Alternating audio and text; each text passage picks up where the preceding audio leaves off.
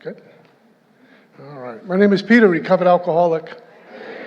Grateful to be alive and sober and part of a sacred place called Alcoholics Anonymous. And what a treat to be here. I need to thank Jimmy and Maribeth and all the folks who put it together, Jen for leading us, and Roger for taping. If we can just give it up for all the trusted servants here. You guys don't know this, but Jimmy usually calls me about 3 times a year having a nervous breakdown. This is the last one. I'm never going to do it again. It's not going to work. I can't believe I'm doing this. I quit. And then he calls me up 2 minutes later. We're sold out, and I got speakers for next year. Everything's good. I got to tell you guys on the front end, I've said this. I've been up here a bunch of times for this incredible weekend. This is home cooking for me. I mean, as friends, I'd miss a few if I start naming them, but my heart, I live in Florida, my heart is still here.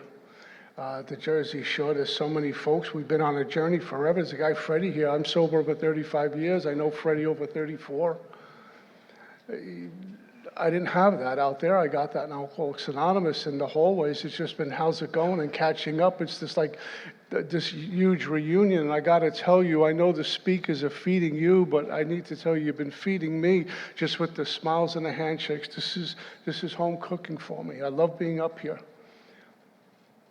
It's been a difficult weekend. That's why I'm really glad I'm here. Mayor Brad said you're in the right place. There's 3 places I'm most comfortable, and that's here in Alcoholics Anonymous around you. I'm most comfortable. I always hear my sponsor saying, I'm just better around you guys. I'm more comfortable. I can open up my top button and kick back, and you take me brokenness and all my woundedness. It's really okay to do that. I'm most comfortable in here with my wife or in church. These are the 3 places I just feel at home, no matter what's going on. And today is my dad's birthday. It would have been 86, and since Friday, it's just been here. And I don't like listening to the narratives, but I need to accept this is where I'm at right now. I'm feeling very untethered. It's a few months now, and it's really interesting when I travel. I've been doing this for a number of years now, and on Monday, when I would get back Sunday, and on Monday at noon, without fail, my phone would ring. It'd be my dad, how was your trip? You see any of your friends? Did Marianne go with you? And we'd have a chat Monday at noon, and it's been a lot of Mondays since the end of July, and the phone doesn't ring. And today with my dad's birthday, it's just, I've been doing a lot of faking it till I make it, to be quite frank.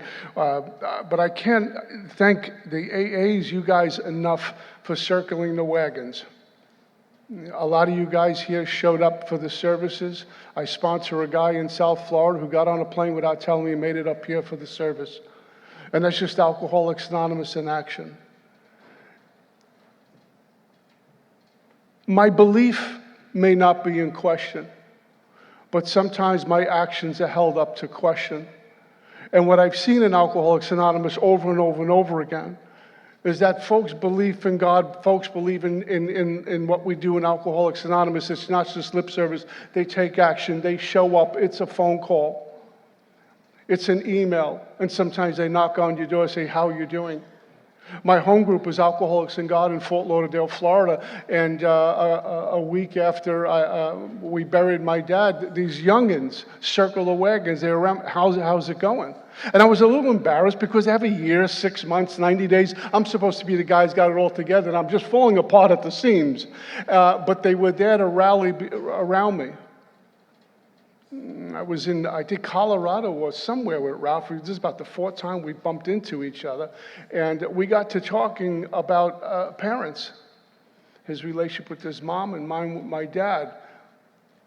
And sometimes you don't have to write a 4-column inventory. You make sure you have an extended 3rd column and make sure your 4th column, I got it all right, and the markers are nice and the lines are nice and clean.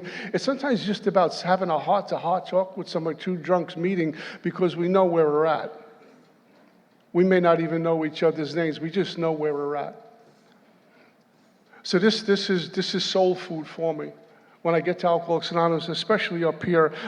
We leave the airport and hit Driscoll Bridge, and soon I go over to Driscoll Bridge, there's air back in my lungs again. I like take a couple of, it's like eating a couple of Valium, having a drink. It's absolutely wonderful. Bob is my sponsor, and I do have a home group, Alcoholics and God, in Fort Lauderdale, Florida. And we have a Monday and Thursday meeting there. I'm always there on Thursdays. We have a 12-week rotating series there. It's my favorite place to be during the week when I'm home. It looks set up like this. It's absolutely wonderful, and it's just a really good vibe there, and I love being a member of that group. June 23rd, 1988, it was when the loving God separated me from alcohol. I'm very grateful for this gift of sobriety. Very grateful to be a member of good standing. Alcoholics Anonymous, quite frankly, is my life. Now, if you knew, that sounds terribly lame if I tell you I don't have a life, but that's just the way it is. My life belongs to God and Alcoholics Anonymous, and for some reason I have a very full and abundant life. My wife and I, we're very packing into the stream of life, which I'm very grateful for. We have a host of friends. We have a fellowship around us, which is a Band-Aid and open wound when I got here. It seems to be the longer I'm sober, and quite frankly, the older I'm getting. I'll be 65 in July. I don't know how that happened. I'm only 18. I look this old because I work in treatment center business, you know. But the older I'm getting and the longer I'm sober, the point of view, the truth is true until we discover a new truth, yeah? And the way I saw things at 5 years, I see things differently at 10, and I think it should be that way. And what I have found it's been about a number of years now, what God put on my heart a number of years ago, I finished a prayer and meditation, and somewhere between prayer and meditation, something hits you, and you don't have to remember it when God drops something on the soul. You've been changed in that moment. When the ground is fertile, God does the growing, and something just burst upon me about how important relationships are. That this whole walk in Alcoholics Anonymous, this whole spiritual journey that God has put me on, that this thing I've embarked on, thank you God, is about personal relationships. What do they look like? Am I cleaning up old scrapes? Am I harboring grudges against people? Do I have that tension when someone walks in the room? Am I afraid to tell someone, hey, I love you, you're important to me, and not expecting them to reciprocate? That's really okay if they don't. I just need to let you know where I'm at with you. I have some very dear friends in here. We've been together a long time, have experienced some incredible times and some very challenging times, and we've been there shoulder to shoulder. It's my job to let them know how much I love them for that and show them I'll be there for them. Relationships, it's really important. Start with my relationship with God. When I was new and I got to Alcoholics Anonymous, your sponsor said things and the older guys in the group say things and it becomes your truth. That sobriety was my number one priority. I would say that all the sobriety is my number one priority. I would tell the guys that sponsor, sobriety is your number one priority, and I meant it.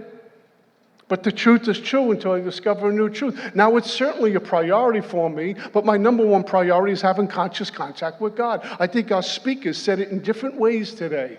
Having conscious contact with God, not unconscious contact with God. When I'm awake to God, when I have a relationship with God, when I look for the all in God in everything. I would love to tell you, I report to you, I do this all the time, but I don't. But that's the journey. It seems to be when I'm having conscious contact with God, not only I'm not drinking, I'm not thinking about drinking. My alcoholism isn't going underground and resurface in other areas. I'm not on a sex spree. I'm not on a fear spree. I'm not on a gambling spree. I'm actually pretty present. That's incredible freedom from bondage of self. And those defects of character, that is my assignment tonight. Not that they go away, they just go dormant.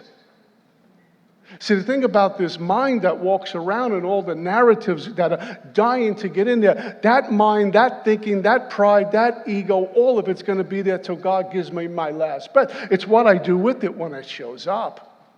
There's days if I'm in a good place, and I usually don't know it. If I'm telling you, I'm in a really good spiritual place, you're going to, you better write inventory. It's the guy who says, I'm very humble. No, you're not. But on good days, when I'm just, it's kind of like, when it comes to God, silence makes more sense. You're just okay. You can hear the elevator, the bell ring, and you can hear the defects clicking down the hall to your apartment. Okay, here they go. I'm in a confrontation with someone. I don't like what this person's saying, and I can hear all the defects getting off the elevator, making its way to me, which means there's space. I don't have to jump in. And other times they're sitting on my couch saying, "You're late." What am I going to do about a thing like that? The other thing I've learned is this sobriety that I have taken for granted. I don't like that meeting. I'm going to go to that meeting. I'm going to stay home. I'll read later. I've done that. I've been bored plenty of times. That I can't take this thing called sobriety for granted because that's just as fragile as life. With my life, there's no guarantee I'm going to be here tomorrow. And quite frankly, there's no guarantee anyone is going to be here tomorrow. I don't want to miss an opportunity to tell a guy like Ian, I love you. I don't want to miss that opportunity. With sobriety, I have no latitude to play with this. It's fragile, and yet my mind and my ego sometimes just want to lean against it, just push it a little bit, what I can get away with without telling anyone. I can play a little here, can do a little bit, I can skip some inventory. I don't really need to pray. I can't tell you how many times I've landed in Fort Lauderdale, maybe 11 o'clock at night, and by the time I get my luggage, it's Tuesday, And by the time you get your luggage, get in the car, drive home, it's like after midnight. Maybe I just traveled from California. I'm exhausted. And all I want to do is see my wife, take a shower, get the plane off of me, have a little snack, and go to bed. I'm done. And I would do all of those things. And my mind would say, hey, listen, you just gave your blood for a whole weekend. You don't need to pray tonight. I mean, it's 1 o'clock in the morning. Now, God's not going to hold me in judgment. But my alcoholism says, yeah, we don't really need to pray. In fact, tomorrow you don't have to pray either, and Tuesday and Wednesday and Thursday you can skip. You're sober a long time. And then I lay down and I get into bed and my head hits the pillow. I kiss my wife goodnight and my body's exhausted. And then this little quiet voice says, how was your weekend? Good? Spoke about the big book and me. Got home safe, got there safe. Your belly was good. You ate good, made a whole bunch of friends. And now you're home to a woman you love. Everything's good. You don't have 5 minutes for me? If you notice, my God sounds like he's from Brooklyn, by the way.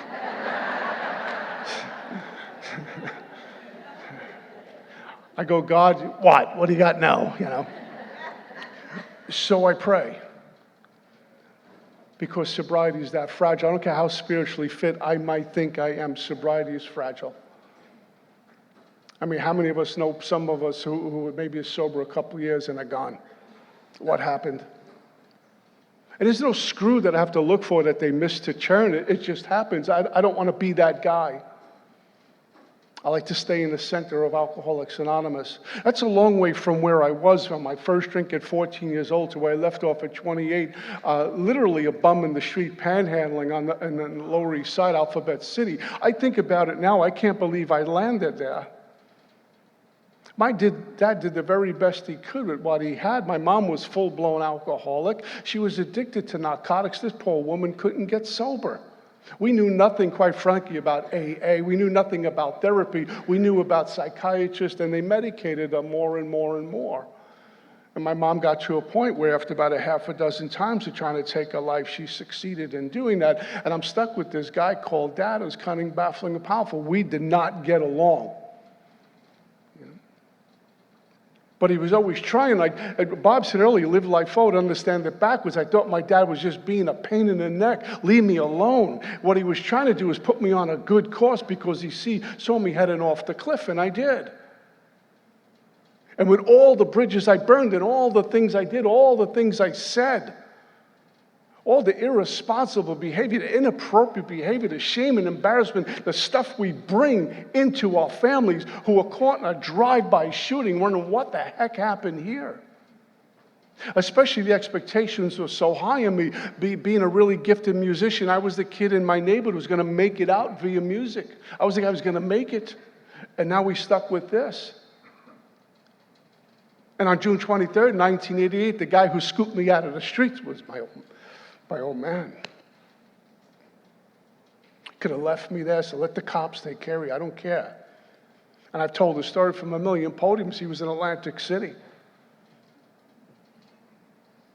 waking up about 2:30 in the morning. Tells his wife, I got to find my son. She says, well, I haven't seen him in forever. He says, I don't know where I'm going to go. I got to go find him. He makes his way from Atlantic City all the way down to Alphabet City. That's a long drive. In a sordid spot and driving through the neighborhood looking for yours truly, and he finds me standing on a street corner. God connected the dots because he was about to have our roots grasp new soil. And sometimes when that happens, it's a huge, spectacular upheaval. Everything has to be torn down. And I landed in my 7 treatment center, and I find my way back into Alcoholics Anonymous in 1988. And I got to tell you something. The kid who picked up a drink at 14 years old, I was fear-based, insecure, self-centered. Everything hurt. Life hurt. Ralph was talking about the sexual stuff we go through, ages 8 to 10. I'm being molested by some man. I got a mom who's alcoholic and can't get sober. She's passed out all the time. I got this guy called Dad who's bigger than life, and I'm afraid all the time. Everything hurts. Even when I did good, I should have done better. I'm just not okay. And I pick up a drink at 14, and suddenly I was okay. I felt okay. I was kind of put back together again. Then I get sober at 28 years old, and I walk into Alcoholics Anonymous without boozing me. I'm not okay again. I'm the exact 14-year-old kid walking in at 28. I'm not okay. Life hurt. It's problematic. A world of impermanence. I don't know which end is up, and all I can live in is the future with fear, the wreckage of the future, leading with paranoia or resentment and guilt and remorse about what happened yesterday. And I'm not okay making meetings of Alcoholics Anonymous. My alcoholism doesn't come in a bottle of whiskey. I thought it did for a long time. In and out of treatment, I think if I just put the plug in a jug, I'm going to be great. Then I sober up, and the very first person I run into is me. My alcoholism gets a life by taking mine. It devours me and whoever it's in its path. And I learned the hard way, like most of my lessons, that being physically sober is a start. It doesn't mean I'm in sobriety, because I still have isms all over me. And I'm seeing through the mind, I'm speaking through the mind, I'm hearing through the mind, I'm behaving through the mind, which leads to bad actions. My alcoholism sits right up here in the head. It doesn't care how long I'm sober. My alcoholism's not impressed that God has kept me sober 35 years. It's not impressed. It's not impressed to have a sponsor in a home group I do so. It really doesn't care. But because it'll wait. It'll just lay around and wait and work me. What my ego likes to do is create an environment up in here to help me believe I'm separate from that power which I can never be separate from. But it creates an environment to make me believe that. And once I believe it, it becomes true because they're my thoughts, and that's what gives it power. My thoughts. If you came at me with something, I would say, well, no, that's not the way it is. It's not blue, it's red. But when it happens to me, they're my thoughts, so therefore they're true, and that gives it power. And depending on where I am spiritually is going to determine what I do with that kind of thought life. I mean, I can't tell you how many times I'm sitting on the couch. I'm in South Florida, my God. It's 85 degrees, it's sunny out. The beach is down the block. There's palm trees out there. The relationship good. The money's good. The career's good. The house is good. The car's good. Everything's good. I live in South Florida. This is really good. And my mind says, how old are you now? You got a lot more road behind you than in front of you. That means by noontime, I got to be a millionaire, go snorkeling, camping, fishing, and hiking now. Yeah. And then I go from bliss to bleak. That's how quick it gets. And then the narratives start. And I go on the ride with it. And what I do is I start to blame people. When COVID hit, I took a political stance on COVID. And every time I would hear more catastrophes, I was sure it was them who were causing it, whoever they are. And I was going to post something on Facebook that was really spiritual and end it all. I was going to get on my white horse and draw the sword and go into the crowd and be really self-righteous and teach everyone that this is the way it should be. That's not spiritual living. That's very sick, untreated living. And I had a sponsor at the time who pulled the covers on me and said, what is this? Where's this coming from? How dare you? And I had to do a whole lot of paperwork on this and a whole lot of prayer. At the end of the day, when it comes to these defects of character, I can read every book I want on defects of character. I can write inventories now till the end of time on this stuff. I can go to the guru of Alcoholics Anonymous who specializes in defects of character. I can see a therapist, I can be on medication, I can do all those things and still walk away from them loaded with defects of character in action. It requires something on my part when I bottom out, and that's a total surrender. Because sometimes the best thing I can do, and the only thing I can do, is lay this stuff at God's feet for mercy. I know about God's power. Most of us do. We talk about it in AA. I know about God's righteousness. We talk about it in church. But sometimes they just need to go to God for His mercy. I don't know if we're getting on a soapbox, but for me and alcohol, the reason why Alcoholics Anonymous is around this long, and my very little opinion, small opinion, is God's mercy. We're broken and flawed, and yet we keep going to Him. He keeps giving us another day. That's mercy. With all the ebb and flow in AA, the things, with the changes we've gone through over the years, that's just mercy. I'll give you another day. So my job is to keep going to Him and keep talking about Him. I can't stand quiet for what I believe in. I will stop believing in it. And I'll start to listen to the mind. And I'll forfeit every invitation that God puts in front of me. Because I'm listening to my mind. I can get so much more consumed with where I'm supposed to be going, what my journey is supposed to look like, what it's supposed to feel like. More concerned about what you say about me, what you think of me, how I appear to you, rather than all that attention focusing on one thing, God. That's my job. Please, God. Period. End of story. That's non-negotiable. Once I do that, I seem to be okay with you. I'm not okay with you because I'm not okay with me. I'm not okay with me because I'm not okay with Him. I talk about it, but I don't live it. I talk about it, I don't feel it. And when push comes to shove, I'm not really surrendering anything to God. I'm looking at just to trim off a few dead branches, but I don't want to go through another upheaval. I just want to appear to be okay, but I don't want God to go in all the way. I don't want the whole structure torn down. I just want to just wax and simonize, and then push me on my way. It doesn't work that way.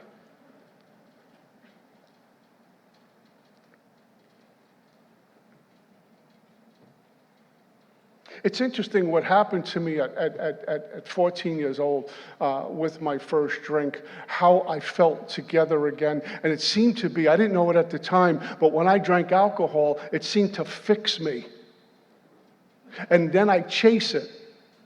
And I'm chasing because I need to feel okay. I always need to feel okay. I got to feel okay. I got to feel good. I got to feel even better. And I'm chasing that. And I can come into Alcoholics Anonymous the same guy. I need to feel good all the time. And what I'm doing is worshiping emotions rather than God. If I feel good, I must be spiritual. If I'm on a tough day, I'm not spiritual. So I'm always under the gun. I'm never experiencing being joyous, happy, and free.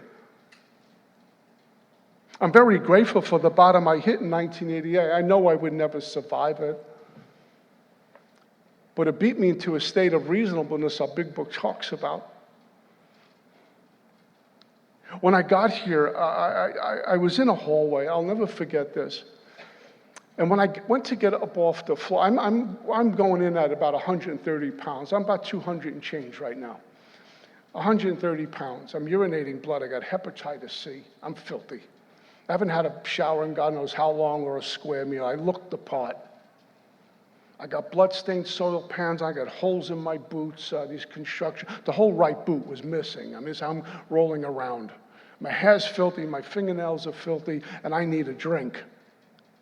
I would wake up with the whole thing, the shakes, the belly, the cold sweats, everything. I need alcohol now. I don't know how I'm going to do it. I got to hustle money. How am I going to do this? If I live to be 100, I'll never be as old as they walk in here. I can't get up off the floor. And when I went to stand up, I collapsed, yeah?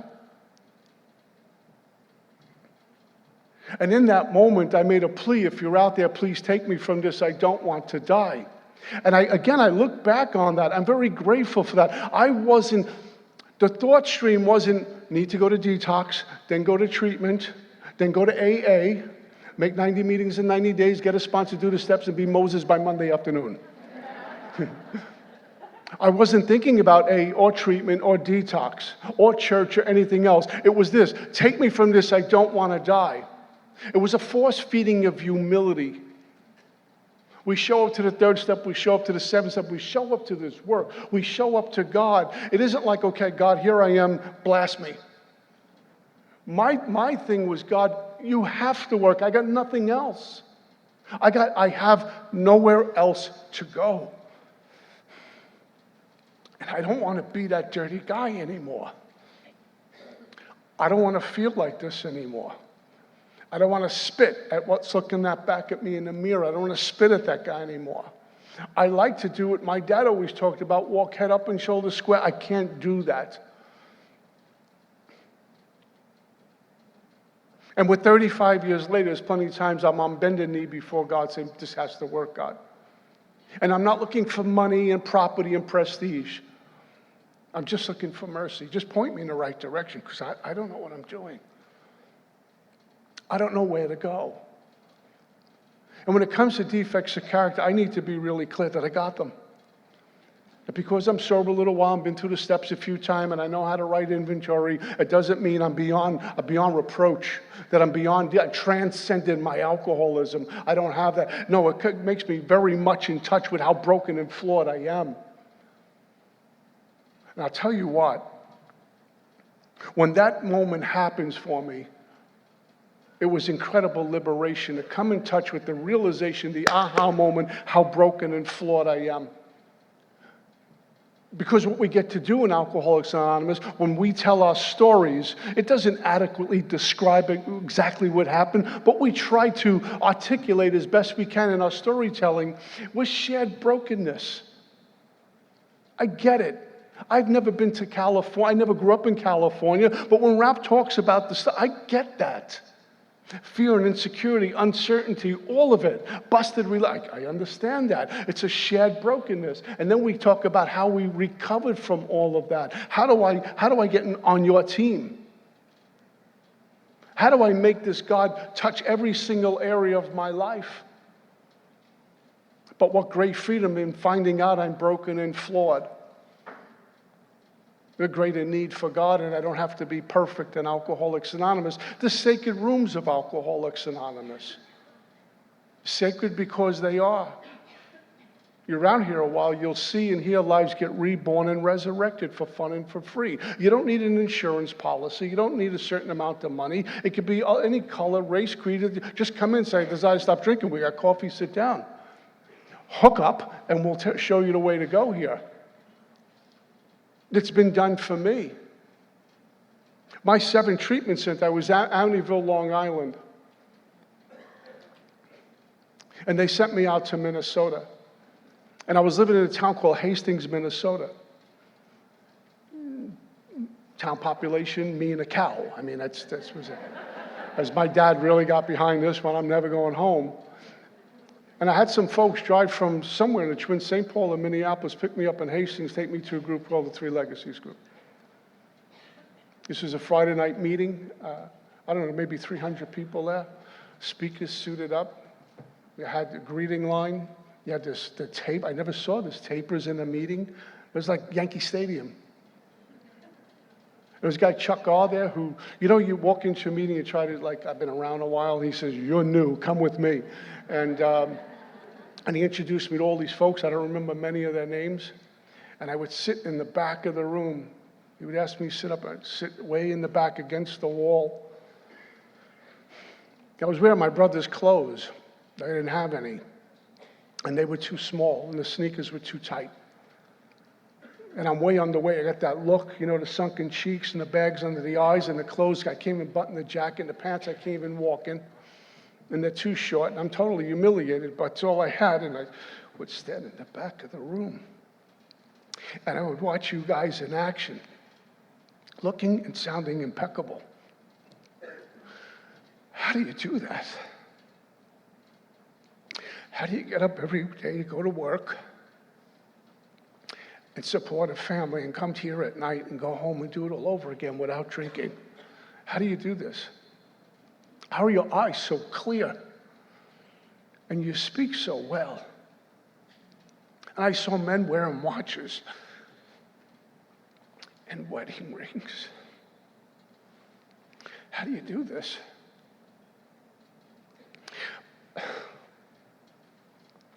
My family wants nothing to do with me.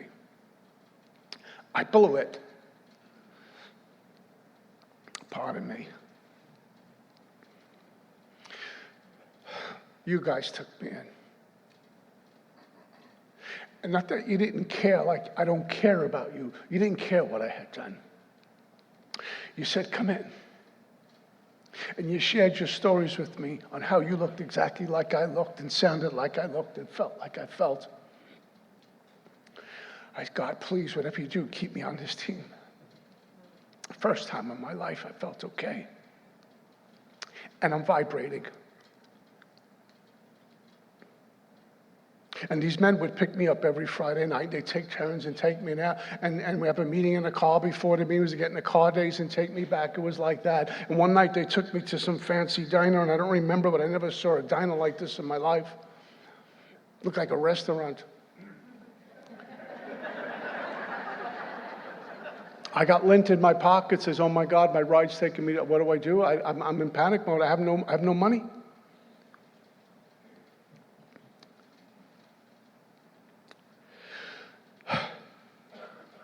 And one gentleman said to me something that resonated, went past the head, went here. And it was a very New York, for me, very New York kind of phrase that I was used to hearing. And he says, it's okay, you're with us now.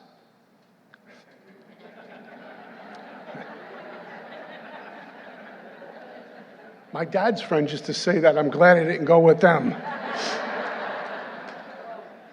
But I heard that growing up a lot, and when these AA guys said that to me, they didn't have to explain what they meant. I knew they were going to protect me, and they took me out to eat. I've done this a million times. My wife and I, we just know the newcomer. You're coming with us, don't worry. I see Ian doing this all the time. And they fed me. They gave me a little thing to go home with. I got back to my bunk one night. I know I'm supposed to do 6 and 7. I'll get there, I swear. If I don't, blame God. And this one guy, Kip S., he took me to a diner, and he gave me this little AA coin. And it was a wonderful moment for me that he was recognizing me, and I get back to my bunk in Hastings, and the sober house, 3-quarter house kind of thing. And I get there. And I put the coin on my night table, and I get into bed, and I make my little prayers, and thank you, God, for another day, and I put my head on the pillow, and it starts. The narratives. Who are you kidding? Your name's Peter Marinelli. These people live in Minnesota. They're good people. You're from Brooklyn. You're a loser. All you know is criminals. Who are you kidding? And then it got worse. And then I'm under it. And now it's pulling me. And I got up out of bed and I put that coin, I got it off the nightstand, I tucked it under my pillow, and I prayed to God, please send the AA angels. I don't know what to do. It was an aha moment. I don't keep me sober. Nor did those men, nor did the group I just came from, but God could and would if he was sought. I'm on bended knees. Please, God, don't make me walk out that door, because if I do, I know I'm not coming back. I can't do that. I'll die. I don't want to die. Please keep me safe and protected. I fell asleep and woke up the next morning in that bed sober. And it was knowing that I'm known by my Creator. Maybe this God is interested in me. Maybe this God has mercy for me. Maybe this AA they will keep me on their team. It was a little God wink. It might be for some a Mickey Mouse story. For me, it was a turning point. I prayed, I begged for mercy, and I woke up sober. This never happened before. And when I came home, I got a sponsor. We began a journey through the big book, Alcoholics Anonymous. And I start to learn about defects of character. They don't go away.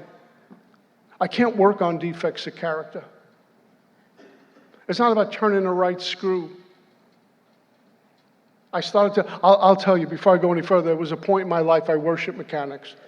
And mechanics, I loved them. But they became my God. And I would come at you with it. I would come at you with it rather than talk about it. It's my experience. It's what I did. I was brought up very rigid in AA. It's what I needed. When it comes to defects of character, I can't work on them. Do I have them? Yes. What am I going to do about it?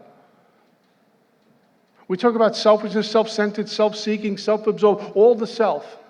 Relieve me of the bondage of self. I'm attached to this thing called self, and it's got a whole bunch of tentacles. What am I talking? What are we talking about? Defects of character. For me, they're pride, anger, gluttony, greed, lust, envy, sloth. That's it. They give birth to all the other stuff. I don't have the power to dethrone that. Starting with pride, the top of all 7 deadly sins. Why do I need to go to God when pride tells me I am God? Now, I don't articulate that in my head, but my actions show I'm God. You're doing it wrong. I know what I need to do. I'm not about serving you. You need to serve me. Inwardly or outwardly, I'm God. I know how this conference should run. I know what speakers they should get. I don't like them, get them. And suddenly, I'm on an island, my island, all alone, and I only let the people I want on who are going to endorse what I do. How could I turn everything to God if I'm God? Pride. I use pious feelings to make myself better than you. I take some information out of his book and I hit you with it.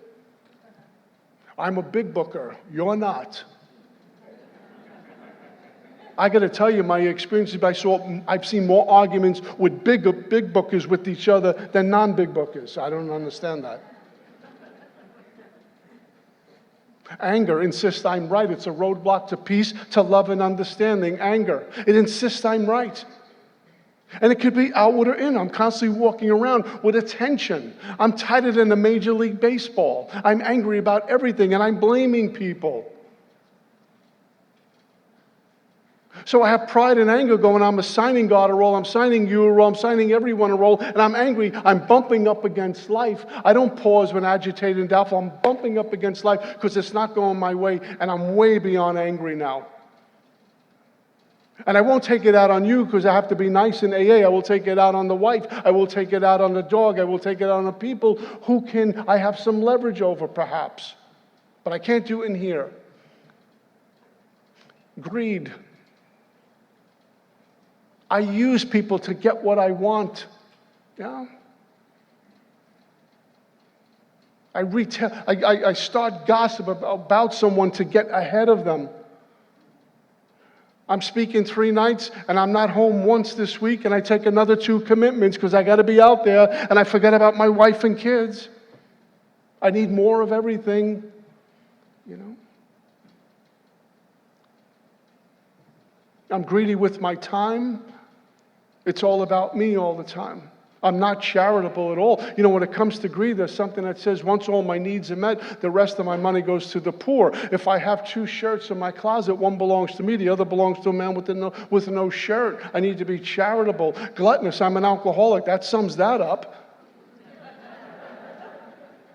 Drink, let's go throw up to drink some more. I'm getting sick. It's costing me my health. It's costing me relationships, but I'm going to go for more. I need to get more. I can do that in sobriety. I know about it because I had an eating disorder in my first year and changing here with food.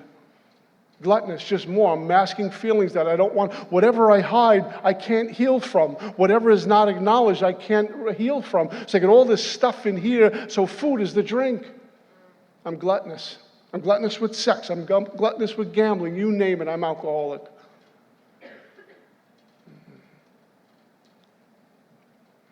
Envy, oh my God.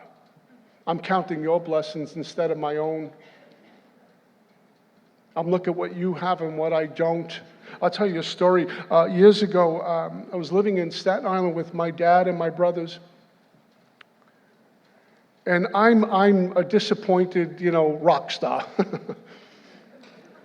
I'm playing in bands in CBGBs in Max's Kansas City. It takes me more money in spending gas than I actually make at night.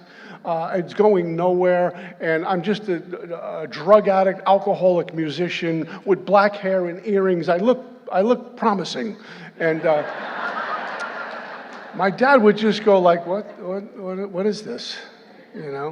And my kid brother gets out of college and goes down to work on Wall Street. And he was there, top brokerage firm, and about, 6-8 months later, he came home. He was thrilled. This is like 1983. He gets a $25,000 Christmas bonus. I take that check right now. 1982, that's a lot of bread. He was thrilled. My dad was elated. My dad was pouring drinks. We're all going to go out and celebrate. This is my kid brother. I'm seething, envious. I couldn't be happy for him. Well, he had it easy. Dad always liked him best. He didn't have this. He didn't have to go through this. I deserve that. That's what it is. And soon as I get something, I boast about it. What have I been given? How can I boast about something and think God hasn't given it to me? I've done that in recovery. I'm in my first job in the treatment center, but I'm working 60 hours a week, and they give him the promotion. I'm going, congratulations, I hope your car blows up. It's envy, leads to coveting. Sloth. Well, we know what sloth is. I lay around all day and do no exercise. I'm 50 pounds overweight, and I expect to be in shape. I'm slothful. What about spiritually slothful?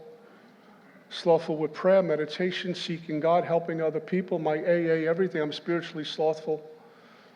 Lust, we know what that's about, but I can have a lust for power, lust for money, and lust for property and prestige. Sometimes we see in AA people campaigning for another commitment to speak.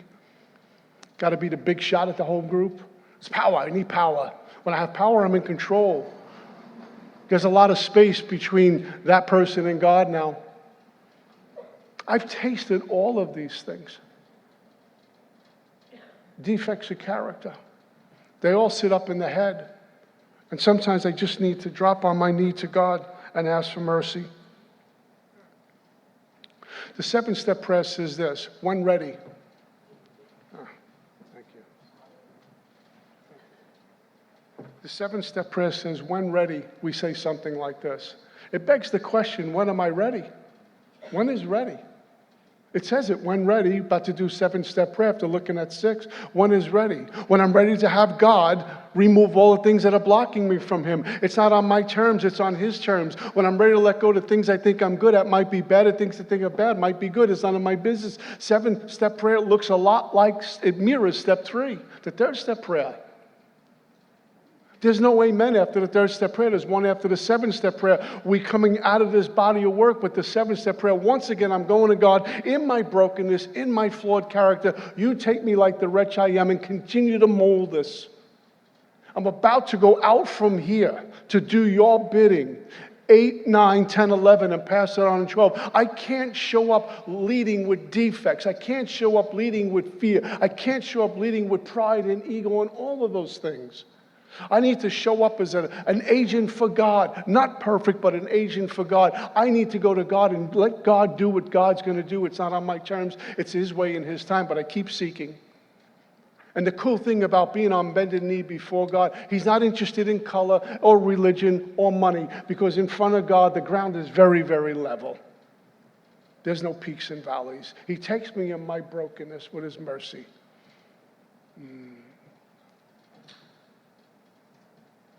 So I come out of step 5.